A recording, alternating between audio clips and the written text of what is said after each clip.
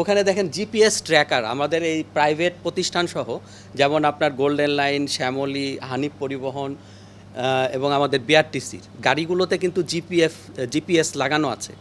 এখন ওই জিপিএসগুলোকে আমরা সেন্ট্রালি বিআরটি এর মাধ্যমে সেন্ট্রালি নিয়ে আসার জন্য কার্যক্রম নিয়েছি, এবং ওখানে জিপিএস ট্র্যাকারের মাধ্যমে আমরা কিন্তু কোন গাড়ির স্পিড কত আমরা সেটা দেখতে পারতেছি। আগে কিন্তু এখন পুলিশের স্পিড গান দিয়ে টেস্ট করতে হতো, স্পিড গানটা আমি কয় জায়গায় দিব, তাই না?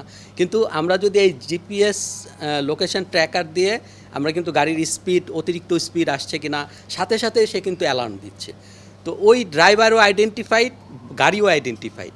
সো আমরা এখন হচ্ছে আমাদের এই আধুনিক প্রযুক্তির মাধ্যমে আমরা কিন্তু গাড়িগুলোকে নিয়ন্ত্রণ করার কার্যক্রম অলরেডি শুরু হয়েছে। এক একটা প্রতিষ্ঠান এক এক সফটওয়্যার দিয়ে এটা নিয়ন্ত্রণ করতেছে। এখন এই সফটওয়্যারগুলোকেও একটা ইন্টিগ্রেটেড একটা সিস্টেমের মধ্যে আমাদের নিয়ে আসতে হবে।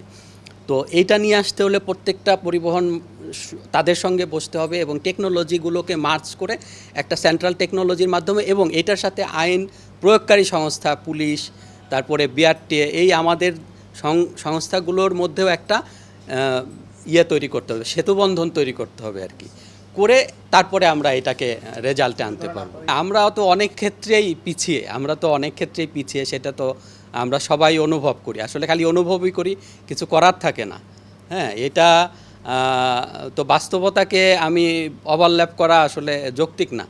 তো তারপরেও আমি বলবো যে ভালো কাজ সেটা যত দেরিতেই হোক শুরু হচ্ছে, এটাই আমাদের প্রাপ্তি আর কি, এটাই আমাদের আশা।